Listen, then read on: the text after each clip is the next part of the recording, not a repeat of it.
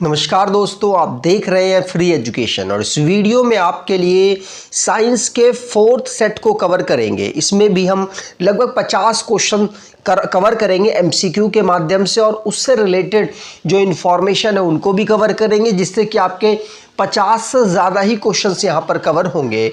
हर question को detail में cover किया जाएगा। ये टीसीएस के द्वारा जो आपसे क्वेश्चंस पूछे जा रहे हैं यही संस्था है जो कि एग्ज़ाम कराती है रेलवे की और साथ साथ एसएससी के और भी दूसरे एग्ज़ाम्स इसके द्वारा कराए जाते हैं। तो उससे रिलेटेड जो भी प्रीवियस ईयरली इन्होंने क्वेश्चंस पूछे हैं उन सभी को यहाँ पर हम कवर कर रहे हैं, डिटेल में कवर करेंगे। उम्मीद करूँगा वीडियो आपको बेहतर लगे तो आपसे अनुरोध करूँगा वीडियो को लाइक करके ज़रूर जाइएगा और अपने कुछ दोस्तों तक वीडियो को शेयर ज़रूर कीजिएगा। चलिए, पहला क्वेश्चन है, सरल आवर्त गति में त्वरण समानुपाती होता है तो सिंपल हार्मोनिक वेलोसिटी के अनुसार एक्सेलरेशन किसके प्रपोर्शन होता है? तो एक्सेलरेशन हमारा किसके प्रपोर्शन होगा? एक्सेलरेशन हमेशा डिस्टेंस नहीं, डिस्प्लेसमेंट के प्रपोर्शन होता है। डिस्प्लेसमेंट क्या है? देखिए, जब आप दूरी तय करेंगे, ये पूरा डिस्टेंस आपको दिखाने की कोशिश की जा रही है। अब यहाँ से एक्चुअल आप यहाँ से गए हैं, लेकिन आपका विस्थापन क्या होगा? डिस्प्लेसमेंट होगा शॉर्टेस्ट डिस्टेंस। तो डिस्टेंस तो बहुत बड़ी हो सकती है, लेकिन स्टार्टिंग और फाइनल पॉइंट के बीच में जो मिनिमम डिस्टेंस होता है उसी को डिस्प्लेसमेंट कहते हैं। और हमारा जो त्वरण है ये समानुपाती है। सिंपल हार्मोनिक वेलोसिटी में जो हमारा त्वरण है वो डिस्प्लेसमेंट के ही डायरेक्टली प्रोपोर्शनल होता है। तो डिस्प्लेसमेंट और आप उम्मीद करता हूँ डिस्टेंस में डिफरेंस समझ गए होंगे।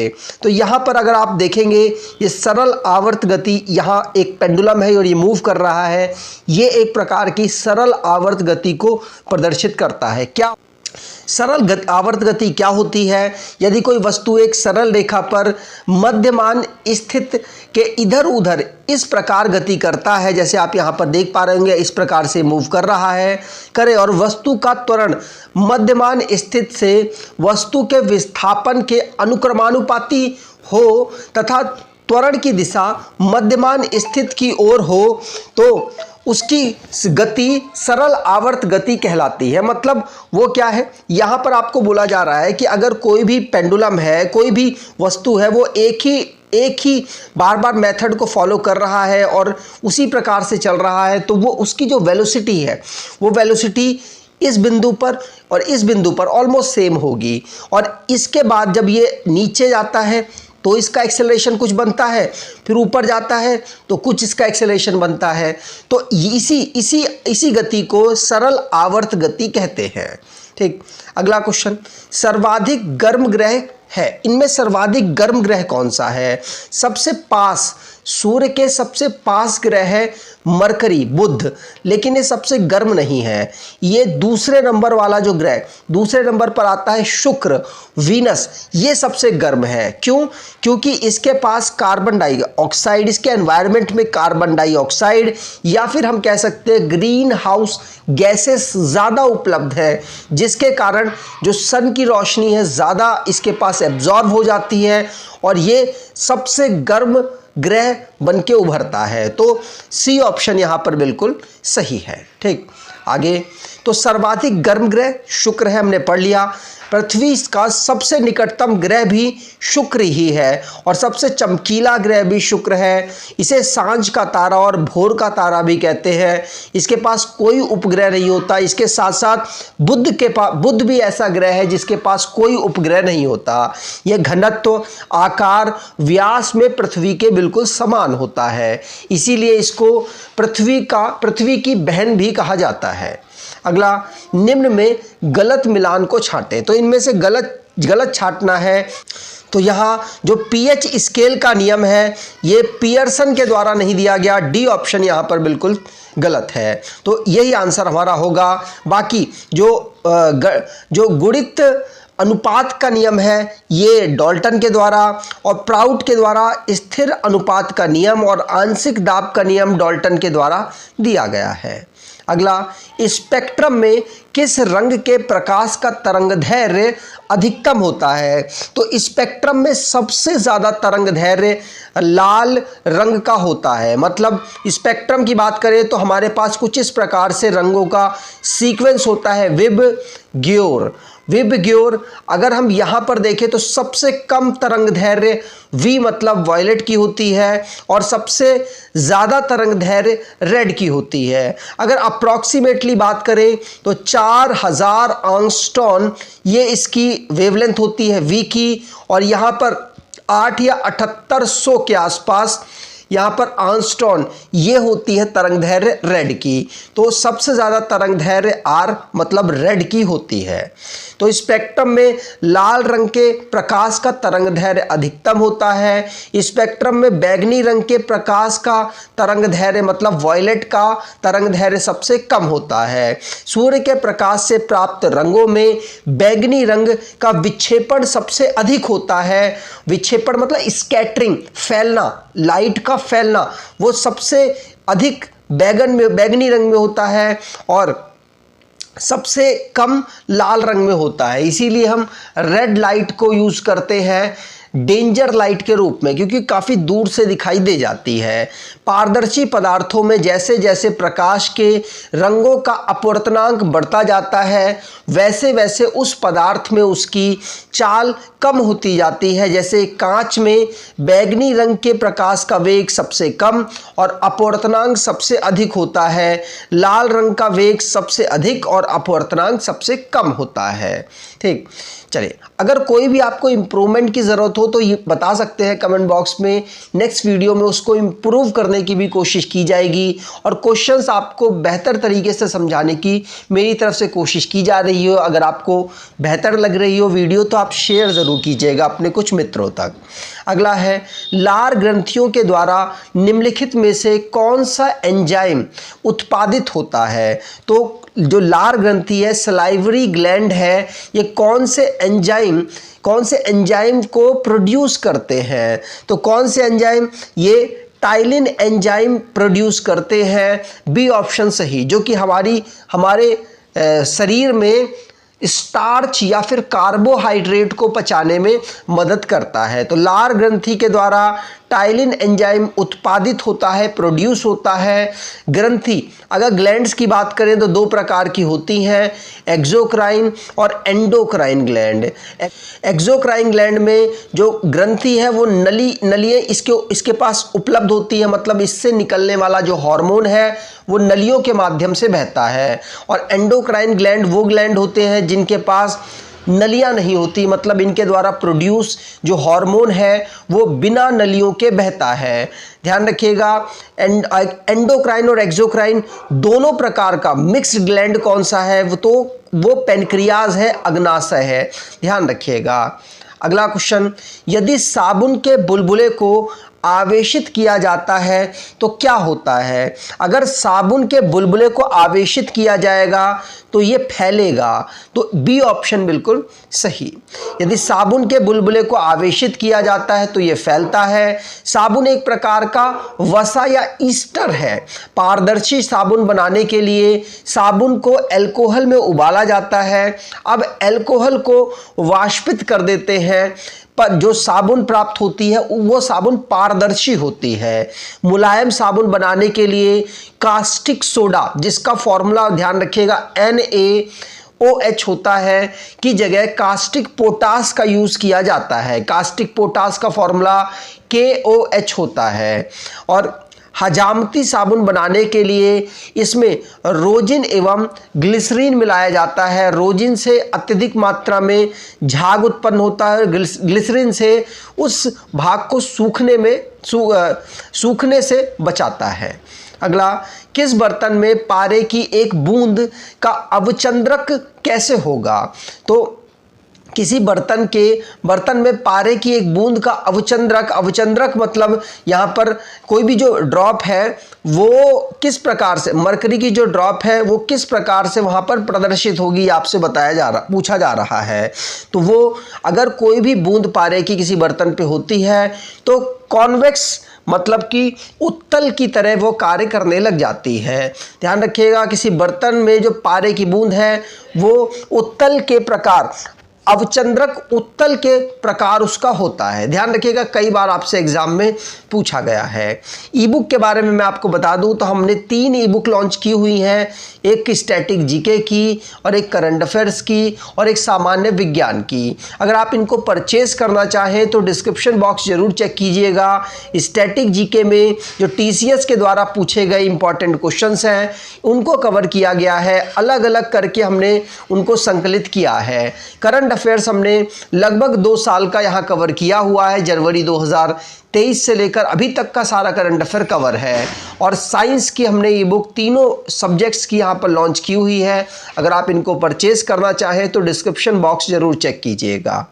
अगला, तारे का रंग सूचक है, तो तारे का रंग किसके माध्यम से समझ आता है? तो तारे का जो रंग है, जो कलर इंडिकेटर है स्टार का, वो टेम्परेचर की वजह से वो समझ आता है। तो जितना ज़्यादा टेम्परेचर होगा तारे का उतना वो ज़्यादा चमकदार हमको दिखाई देगा।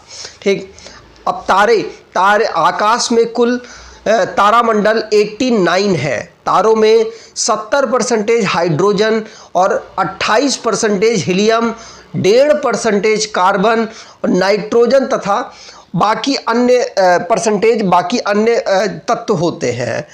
प्रोक्सिमा सेंचुरी जो सूर्य के बाद पृथ्वी के सबसे निकटतम तारा है। तारे 3 रंग के हो सकते हैं, लाल, सफ़ेद और नीले। अगला, चांदी क्या है? तो चांदी ये एक प्रकार का धातु है। चांदी जो कि विद्युत का, जो कि इलेक्ट्रिसिटी का हमारा कंडक्टर, बेस्ट कंडक्टर होता है। लेकिन हम इसको यूज़ क्यों नहीं करते तार बनाने में? क्योंकि चांदी महंगी होती है, इसे चोर उचक्के चुरा कर ले जा सकते हैं। तो ये विद्युत की सुचालक होती है, मोस्ट सुचालक होती है, मोस्ट कंडक्टिविटी इसके पास होती है। तो चांदी विद्युत की सुचालक होती है। ये उष्मा एवं विद्युत की सुचालक होती है, मतलब इस उष्मा और विद्युत दोनों को बहने देती है अपने से। धातुओं में चांदी सबसे अच्छा सुचालक होता है करंट का।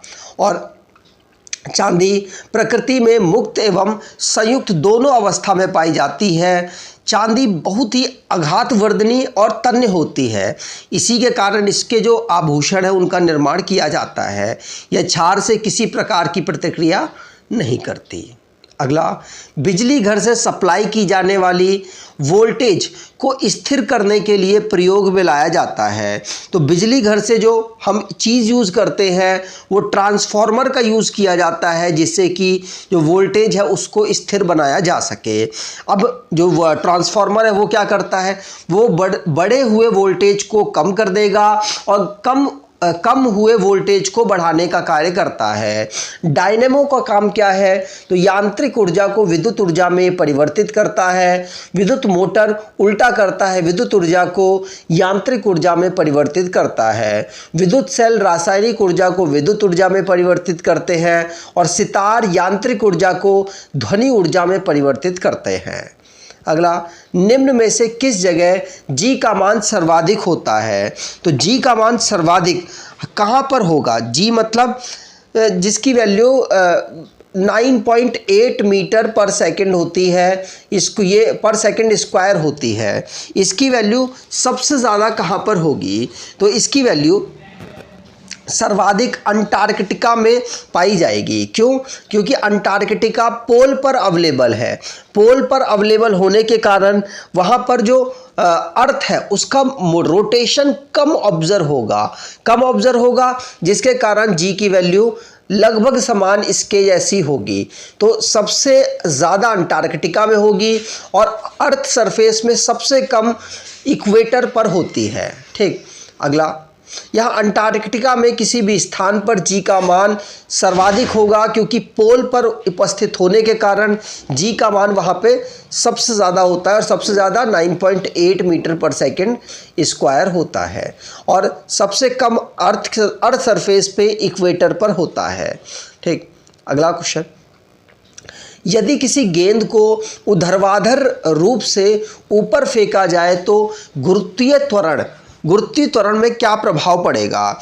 अगर आप किसी गेंद को ऊपर की ओर फेंकते हैं तो क्या आपको ऑब्जर्व होगा, तो जो गेंद की गति है वो विपरीत दिशा में आपको जाती हुई नजर आएगी। तो गेंद की जो गति है वो विपरीत दिशा में आपको दिखेगी। जैसे आप ऊपर फेंकेंगे तो ऊपर की तरफ तेज नहीं होगी, नीचे की तरफ कम होती जाएगी, मतलब आप उसकी जो वेलोसिटी है वो आपको विपरीत दिशा में जाती हुई नजर आएगी। आपने फेंका ऊपर, लेकिन एक्सेलरेशन उसका नीचे लग रहा है, नीचे की वजह से थोड़े टाइम बाद टॉप पोजीशन पर पहुंचने के बाद वो नीचे गिरने लग जाएगी। तो कुछ इस प्रकार से आपको जाता हुआ नजर आएगी बॉल, है ना।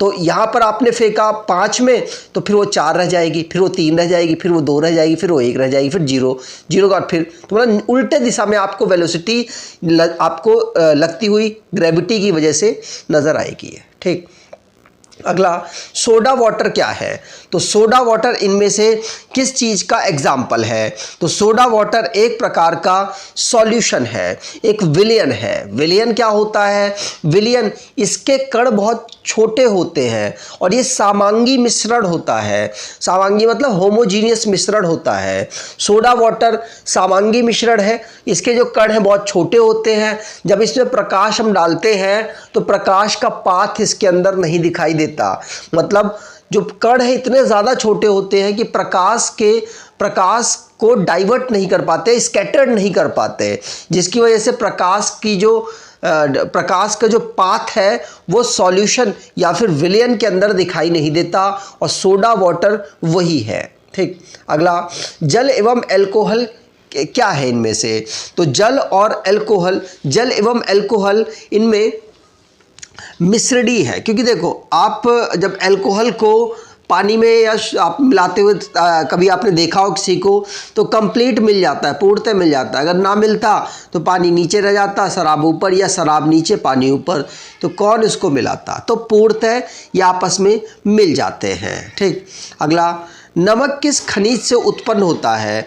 तो नमक किससे प्राप्त होता है। तो नमक हैलाइट से प्राप्त होता है। किससे, हैलाइट से। ध्यान रखिएगा, हैलाइट नामक जो खनिज है उससे नमक हमें प्राप्ति होती है। खनिज प्रकृति में पाए जाने वाला वह पदार्थ जिसमें मुख्यतः एक रासायनिक अवयव उपस्थित रहता है उसे खनिज कहते हैं। सभी अयस्क खनिज होते हैं, लेकिन सभी खनिज अयस्क नहीं होते।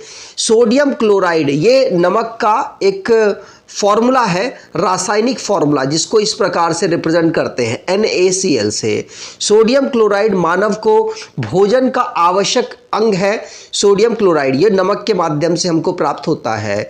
समुद्र जल में कुल घुलनशील ठोस का 75% सोडियम क्लोराइड होता है। तो जो समुद्र का जल है उसमें अधिकतर नमक पाया जाता है।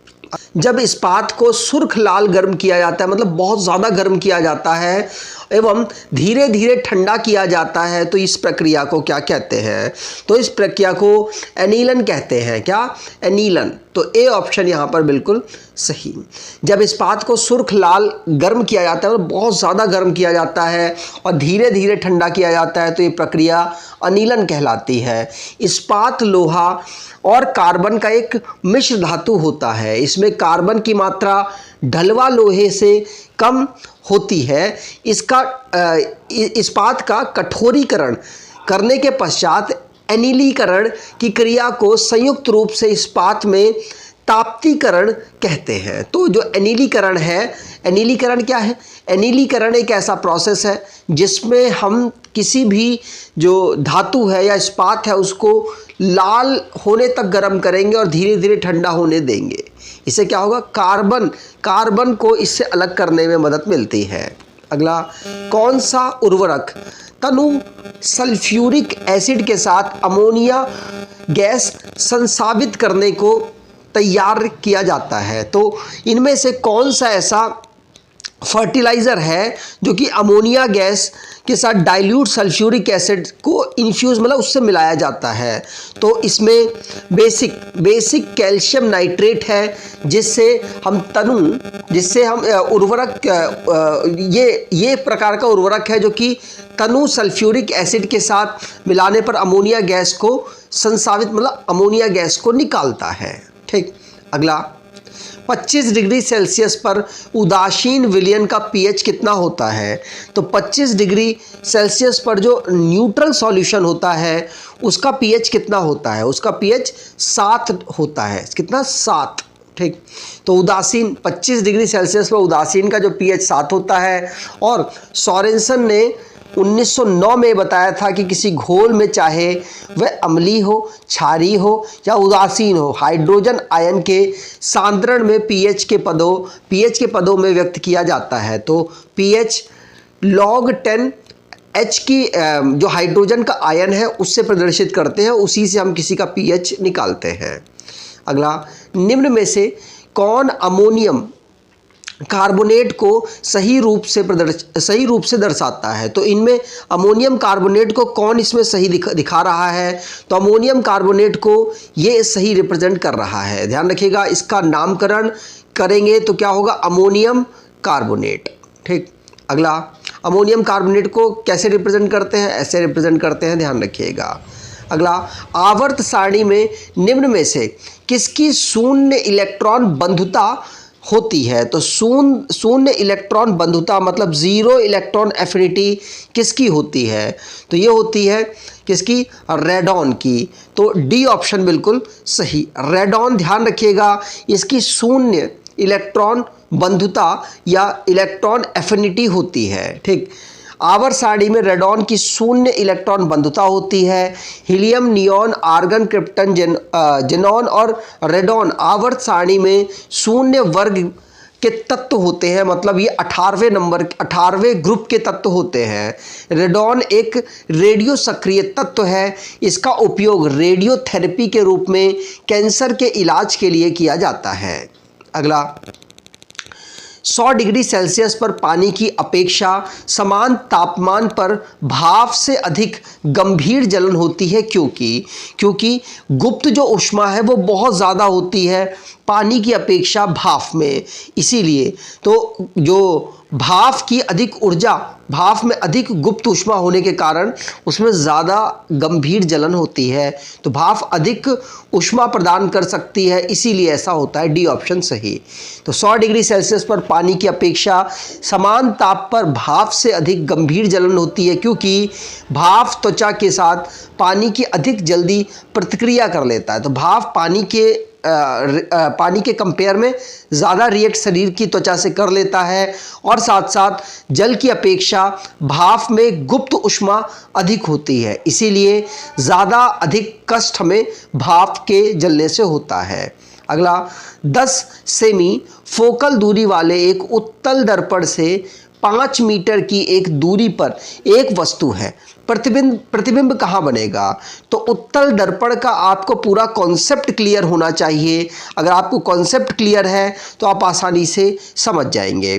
तो देखिए, अगर आपको बेसिक इन्फॉर्मेशन इसकी पता है तो आप आसानी से कर देंगे। जैसे कि आपको फॉर्मूला पता होना चाहिए, 1/f इक्वल टू होता है 1 में v प्लस 1 में u। अगर ये लेंस होता तो यहाँ पर प्लस की जगह माइनस हो जाता, लेकिन ये मिरर है तो आप इसको आंसर ऐसे करेंगे। अब यहाँ पर 10 सेंटीमीटर फोकल दूरी है, तो फोकल दूरी चाहे उत्तल दर्पण हो चाहे उत्तल लेंस हो, दोनों में प्लस होती है। तो 1 में 10 प्लस है तो लिखने की ज़रूरत आपको है नहीं। v आपको निकालना है, v मतलब प्रतिबिंब कहाँ पर बनेगा वो आपको निकालना है। और आपका जो 5 मीटर दूरी पर रखा हुआ है, तो 5 मीटर दूरी पर रखा है तो चाहे वो दर्पण हो चाहे वो लेंस हो, दोनों में जो वस्तु होगी वो हमेशा नेगेटिव ली जाएगी। अब ये सेंटीमीटर में है, ये मीटर में है, तो मीटर में इसको भी कन्वर्ट कर ले तो ये 500 हो जाएगा। उम्मीद कर रहा हूँ ये 500 में थोड़ा सा इसको इधर और कर देता हूँ, आपको ज़्यादा क्लियर हो जाएगा। तो -500। ठीक, उम्मीद करता हूँ यहाँ तो कोई दिक्कत नहीं है। अब 1/v इक्वल टू हो जाएगा 1 में 10 प्लस 1 में 500। कोई दिक्कत नहीं, 500 उधर आके प्लस में हो गया। अब इसको सॉल्व करेंगे तो क्या होगा? 500 और यहाँ पर 50 आ गया प्लस 1, मतलब 51। मैं इसको चलो हटाता हूँ कुछ। यहाँ पे आप देख रहे हैं ना, 1 में v इक्वल टू 51/500 है ना। 51/500 समझ आ गया होगा। मैं हटाता हूँ, 1 में v इक्वल टू 51/500। अगर आपको समझना है तो रिवर्स करके चले जाएंगे तो आपको समझ आ जाएगा। 500 बटे में 51, तो ये कितना होगा? 51 को जब आप 9 बार पढ़ेंगे तो समथिंग कुछ आएगा, तो 9, एक ही ऑप्शन है अपना आंसर, 9 पॉइंट समथिंग होगा, तो आपको डायरेक्टली इस पे पहुंच जाना है। ठीक, तो आपको ज़्यादा सोचना नहीं है, ज़्यादा समझना नहीं है, आपको डायरेक्टली आंसर करना है। यहाँ पर थोड़ा सॉल्यूशन भी लगाने की कोशिश की गई है, लेकिन मैंने समझाने की भी कोशिश की है। अगला, निम्नलिखित में से कौन सा मेमल नहीं है? तो मतलब इनमें से कौन सा मेल नहीं है, सेम नहीं है?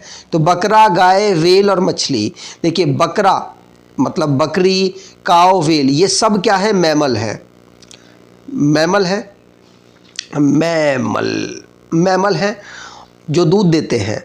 और बकरी क्या, फिश क्या है?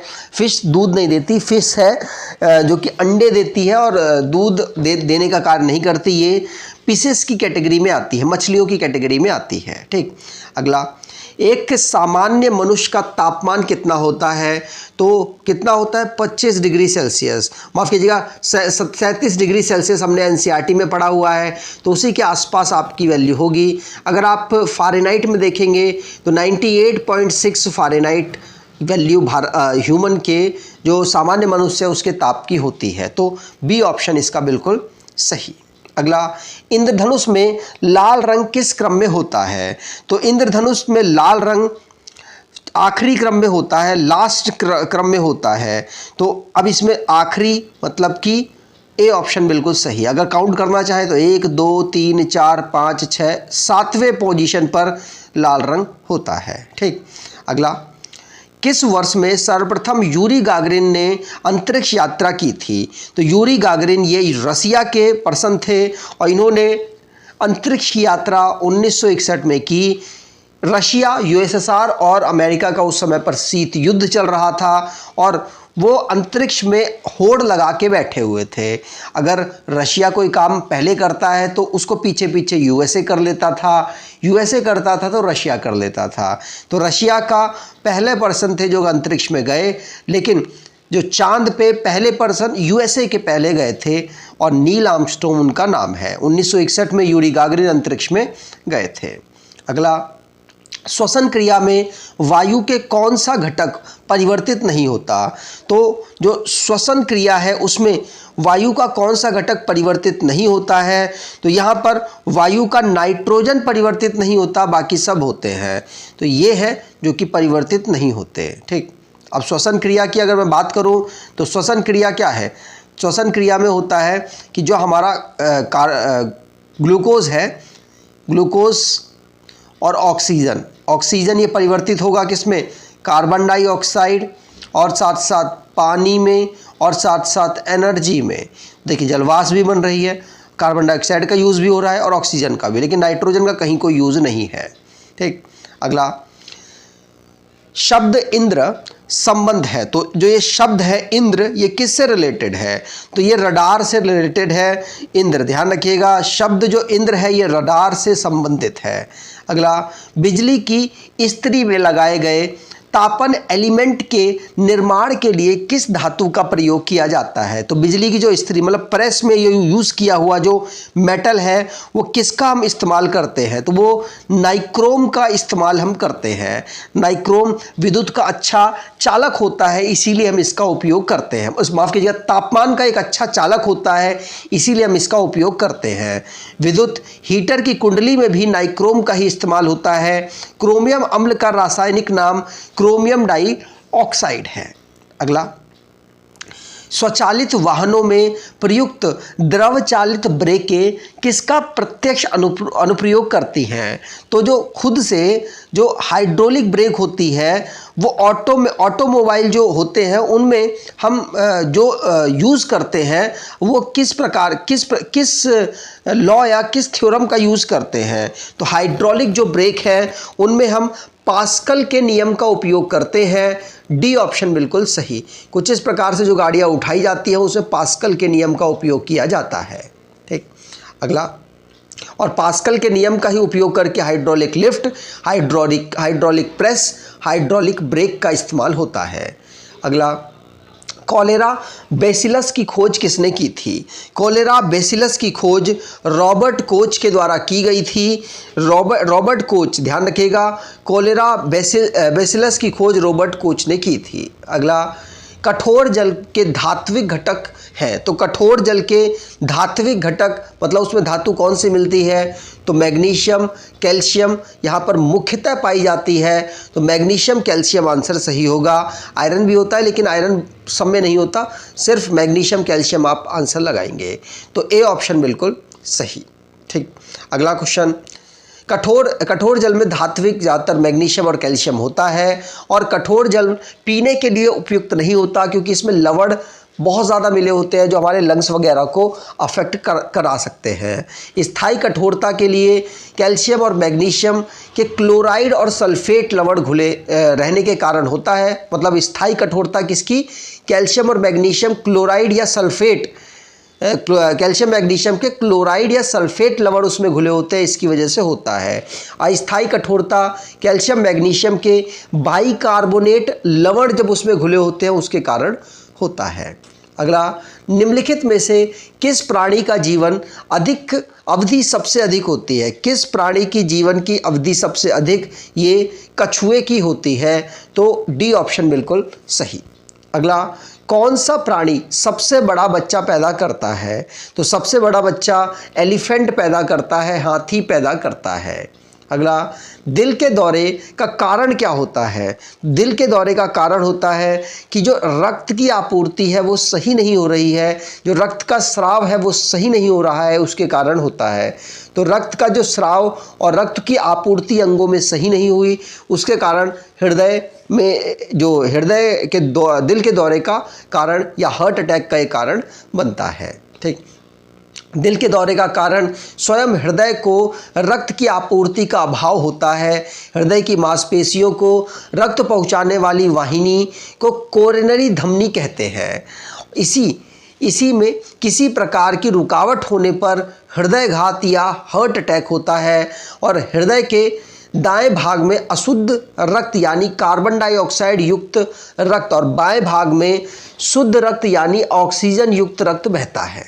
ठीक, अगला, किस अंग में वर्णक विशेष के आधार पर किसी व्यक्ति की आंखें भूरी या नीली या काली होती हैं? तो किस अंग के कारण भूरी, नीली, काली आंखें होती हैं? तो आइरिस मतलब हिंदी में आप पारितारिका कह सकते हैं, पारितारिका या आइरिस भी लिखा मिल सकता है। अगर इसका रंग कुछ अलग होगा तो उसके माध्यम से आप कह सकते हैं कि लोगों का रंग, आंखों का रंग भूरा, नीला या काला हो सकता है। एक अगला, प्रथम आधुनिक मोटर कार का निर्माण किसने किया था? तो आधुनिक मोटर कार का निर्माण ये डैमलर के द्वारा किया गया था। डैमलर, ध्यान रखिएगा, मोटर कार उद्योग से संबंधित प्रमुख इकाइयां हिंदुस्तान मोटर कोलकाता की, premium automobile limited Mumbai, Ashok Leyland Chennai, Tata engineering and locomotive limited Jamshedpur, Mahindra and Mahindra limited Pune, Maruti उद्योग लिमिटेड गुड़गांव हरियाणा और सनराइड इंडस्ट्रीज बेंगलुरु है इस समय पर। अगला, समुद्र के ज्वार भाटा में कौन सी ऊर्जा भंडारित होती है? तो ज्वार भाटा जब आता है उसमें कौन सी ऊर्जा भंडारित होती है? तो उसमें स्थितिज ऊर्जा भंडारित होती है। बी ऑप्शन बिल्कुल सही। अगला, निम्नलिखित में से कौन सा तंतु सबसे कम आग पकड़ता है? तो कौन सा इनमें जो तंतु है वो सबसे कम आग पकड़ेगा? तो रेयॉन जो सबसे कम आग पकड़ता है, ये एक प्रकार का फिलामेंट है और रेयॉन तंतु सबसे कम आग पकड़ता है। रेयॉन एक कृत्रिम रेशा होता है। प्रथम मानव निर्मित रेशा नायलॉन है और पॉलिएस्टर एक कृत्रिम रेशा है जिसका निर्माण ईस्टर के बहुलीकरण से होता है। अगला, निम्नलिखित में से कौन सा तत्व समुद्री शैवाल से प्राप्त किया जाता है? तो समुद्री शैवाल से हम कौन सा तत्व प्राप्त करते हैं? तो आयोडीन हम समुद्री शैवाल से प्राप्त करते हैं। डी ऑप्शन बिल्कुल सही। आयोडीन एक ठोस अधातु है, ये बैंगनी रंग का होता है, इसमें धातुई चमक होती है। मानव शरीर में आयोडीन थायराइड ग्रंथि में थायरॉक्सिन नामक हार्मोन यौगिक के रूप में पाया जाता है। लेमिनेरिया किस्म के समुद्री घासों में आयोडीन प्रचुर मात्रा में पाया जाता है। अगला, उद्योग में पॉलीथीन का निर्माण किसके बहुलक द्वारा किया जाता है? तो उद्योग में पॉलीथीन का जो निर्माण है वो हम एथिलीन के बहुलक के इस्तेमाल से करते हैं। मतलब एथिलीन में ही पॉली लगा दिया है, पॉलीथीन, पॉलीथीन आंसर। पॉलीथीन किससे? एथिलीन। एथिलीन मतलब फॉर्मूला है CH2H4, ये इसका फॉर्मूला है और इसके माध्यम से एथिलीन, पॉलीथीन का पॉली अगर हो जाएगा, बहुत सारे हो जाएंगे तो पॉलीथीन बन जाएगा। ठीक। अगला, वायुमंडल में ओजोन परत के ह्रास के लिए निम्नलिखित में से कौन सा रासायनिक द्रव्य उत्तरदायी है? तो वायुमंडल में जो ओजोन परत है वो क्लोरोफ्लोरोकार्बन के वजह से उसमें ह्रास होता है, उसमें थोड़ा दिक्कतें पैदा होती है, डिप्लीशन होता है। तो क्लोरोफ्लोरोकार्बन ये हमारे रेफ्रिजरेटर, एसी में इस्तेमाल किया जाता है, लेकिन अब इसका अल्टरनेटिव अमोनिया गैस का यूज़ किया जा रहा है। ठीक। अगला, शीतकाल में पौधे पाले से मर जाते हैं क्योंकि, शीतकाल में जो पौधे हैं वो पाले से मर जाते हैं क्योंकि जो उसके उत्तक है वो यांत्रिक क्षति, मतलब उसके ऊपर पाला गिरता है तो यांत्रिक उसमें कुछ ना कुछ क्षति या उसमें शुष्कन हो जाता है। शुष्कन मतलब अंदर से जो गैस है वो अंदर नहीं जा रही और बाहर से जो एक्स्ट्रा लिक्विड है वो बाहर नहीं आ पा रहा, इसकी वजह से ये मर जाते हैं। तो डी ऑप्शन बिल्कुल सही। अगला, डेंगू ज्वर का कारण क्या है? तो डेंगू ज्वर का कारण में क्या होता है? तो डेंगू ज्वर वायरस की वजह से होने वाला रोग है, डी ऑप्शन सही। मलेरिया प्लाज्मोडियम से होता है। कालाजार लेशमेनिया से होता है। थैलीसीमिया आनुवांशिक बीमारी है। अगला, थैलीसीमिया एक आनुवांशिक बीमारी है, यह किसको प्रभावित करती है? तो थैलीसीमिया ये ब्लड को प्रभावित करने वाली एक आनुवांशिक बीमारी है, ए ऑप्शन बिल्कुल सही। थैलीसीमिया एक आनुवांशिक बीमारी है, ये ब्लड को प्रभावित करती है। रुधिर शरीर के ताप को एक सा बनाए रखता है और रुधिर में प्रायः प्रति स्कंदन होता है जिसे हिपरिन कहते हैं, और यह जो हिपरिन है ये अंदर बॉडी में जो खून को जमने नहीं देता जब तक बाहर नहीं निकलता। यह प्रोथ्रोम्बिन को रोकता है, मतलब जमने की जो प्रोसेस शुरू हो रही है उसको रोकता है। रुधिर वाहिका से निकाले गए रुधिर को जमने से बचाने के लिए उसमें थोड़ा ऑक्जेलेट मिलाया जाता है, उसके बाद वो रुधिर जमता है। अगला, असमान वेग और एक समान त्वरण के साथ चल रहे पिंड के लिए इनमें से क्या सही आपके हिसाब से होगा?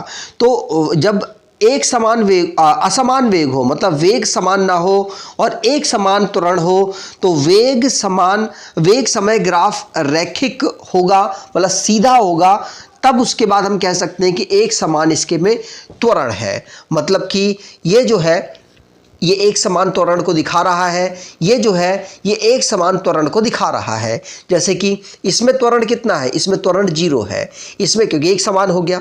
इसमें त्वरण कितना है? इसमें त्वरण एक समान बढ़ रहा है। जैसे कि इस पोजीशन पर 2 हुआ, फिर 4 हुआ, फिर 6 हुआ, फिर 8 हुआ, इस प्रकार से ये वेलोसिटी बढ़ रही है, लेकिन वेग कितना हुआ? तो रेस्पेक्टिवली 2 वेलोसिटी पे 2 समय, 4 पे 4 समय, तो इस पे भी वेग समान है। तो इन दोनों में माफ़ कीजिएगा एक्सेलरेशन समान है, तो इन दोनों में एक्सेलरेशन समान है, लेकिन इसमें एक्सेलरेशन समान नहीं है, इसीलिए वेग समय ग्राफ रैखिक होता है, तब हमारा एक्सेलरेशन समान होता है।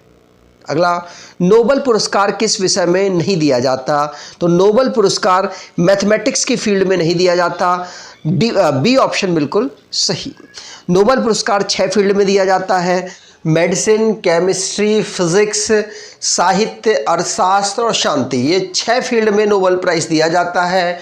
1901 से इस अवार्ड को दिया जाना शुरू किया गया। 1901 में 5 अवार्ड दिए जाते थे, बाद में 1969 से छठवां अर्थशास्त्र का अवार्ड शुरू किया गया था। गणित विषय में अवार्ड नोबेल प्राइज़ नहीं दिया जाता। अगला, 0 डिग्री सेल्सियस पैमाने पर फ़ारेनहाइट कितने डिग्री पर होता है? तो फ़ारेनहाइट एक फॉर्मूला है इसका, अगर आप उस फॉर्मूले को जानते हैं तो आप आसानी से निकाल पाएंगे। जैसे कि फ़ारेनहाइट बराबर होता है 9/5 डिग्री सेल्सियस प्लस 32। अगर आप इसको सॉल्व कर लेंगे तो आंसर हो जाएगा। अगर यहाँ पर 0 डिग्री है तो 0 हो गया, तो ये पूरा 0 हो जाएगा, 32 रह जाएगा। तो 32 फ़ारेनहाइट 0 डिग्री पर 0 डिग्री सेल्सियस पर होता है। तो यहाँ पर 32 मतलब सी ऑप्शन सही। बार निम्नलिखित में से किसकी इकाई है? तो बार प्रेशर की इकाई है, सी ऑप्शन बिल्कुल सही। बार किसकी? प्रेशर की इकाई है। ध्यान रखिएगा, दाब मतलब प्रेशर को फोर्स अपॉन में एरिया से रिप्रेजेंट करते हैं। इसका पास्कल यूनिट है, और अगर एसआई मात्रक की बात करें तो न्यूटन पर मीटर स्क्वायर होगा। ठीक, एक बार में 10 की पावर 5 न्यूटन पर मीटर स्क्वायर होते हैं। वायुमंडलीय दाब पृथ्वी के सतह के ऊपर लगता है और ऊपर जाने पर कम होता जाता है। अगला, निम्नलिखित में से कौन सा ऊर्जा का समृद्ध स्रोत है? तो ऊर्जा का समृद्ध स्रोत कार्बोहाइड्रेट होता है, सी ऑप्शन बिल्कुल सही। तो कार्बोहाइड्रेट ऊर्जा का प्रमुख स्रोत है। ऑक्सीजन द्वारा शरीर की ऊर्जा की आवश्यकता को ये पूरा करता है। शरीर में भोजन संचय के समान कार्य करता है, और न्यूक्लिक अम्लों का निर्माण करना और अन्य पदार्थों के निर्माण के लिए कच्चे पदार्थों के रूप में इसका उपयोग किया जाता है। विटामिन सी का निर्माण करता है, और जंतुओं में बाह्य कंकाल का निर्माण ही कार्बोहाइड्रेट के माध्यम से होता है। तो ई बुक के बारे में ऑलरेडी आपको बता चुका हूँ। और अब यहाँ पर हम टेस्ट की बात करें तो यदि साबुन के बुलबुले को आवेशित किया जाता है तो क्या घटना घटती है साबुन के बुलबुले के साथ? तो कमेंट बॉक्स में डिटेल में आंसर दीजिएगा। अगर आपको ये वीडियो अच्छी लगी है तो आपसे अनुरोध करूंगा, वीडियो को लाइक कर दीजिएगा, चैनल को सब्सक्राइब कर लीजिएगा, और अपने कुछ दोस्तों तक वीडियो को शेयर ज़रूर कीजिएगा। धन्यवाद।